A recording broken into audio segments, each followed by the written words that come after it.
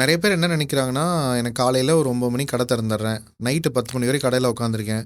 வந்தா பிசினஸ் வந்துருமா? அப்படின்னு கேட்டா, சத்தியமா கிடையாது. அவங்க பிசினஸ் ஆரம்பிச்சப்போ ஒரு 10 வருஷம், 20 வருஷத்துக்கு முன்னாடி இருந்த சினாரியோ என்னன்னா, காம்படிஷன் பெருசா இருக்காது.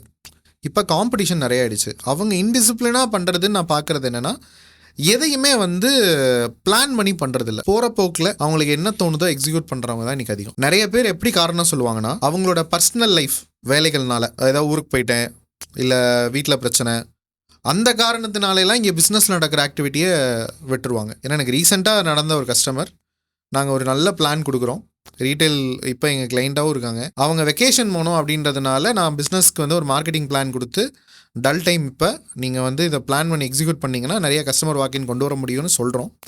But they are not ready to two.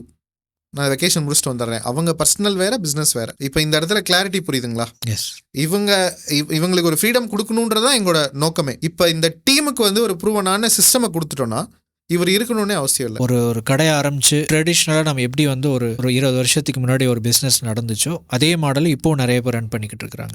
அப்படிங்கிறது ஒரு ஓல்டு ஸ்கூல். ஒரு ரீட்டைல் பிஸ்னஸ் அப்படிங்கிறது ஏன் தோக்குது? ஆரம்பிக்கும் போது ஒரு நிஷ்ல ஆரம்பிச்சிருப்பாங்க. அதாவது எப்படின்னா, இவங்க யாரும் பெருசாக போய் டீப் லேர்னிங் வந்து பண்ணுறதில்ல. பிஸ்னஸை பற்றி நிறைய செல்ஃப் லேர்னிங் பண்ணுற பீப்புள் தான் அதிகம். ஆரம்பிக்கும் போது ஒரு யூனிக்னஸில் ஆரம்பிச்சிருப்பாங்க, ஏதாவது ஒரு கோரில் ஆரம்பிச்சிருப்பாங்க. அது ஒரு ஸ்டேஜில் வந்து ரெவென்யூ வர்றதை பார்த்துட்டு கொஞ்சம் கொஞ்சமாக டைவர்சிஃபை ஆகி வேறு ஏதோ ஒரு விஷயத்தில் கொண்டு போய் அந்த பிஸ்னஸை பொசிஷன் பண்ணிடுவாங்க. ஃபினான்ஷியல் இன்டிசிப்ளின், கரெக்டாக ஃபண்டை வந்து ரொட்டேட் பண்ண மாட்டாங்க. அண்ட் மெயின் விஷயம் மார்க்கெட்டிங். ரீட்டைலர்ஸை பொறுத்த வரைக்கும் மார்க்கெட்டிங்னா செலவு, அந்த ஒரு மைண்ட் செட்டில் தான் இருக்காங்க.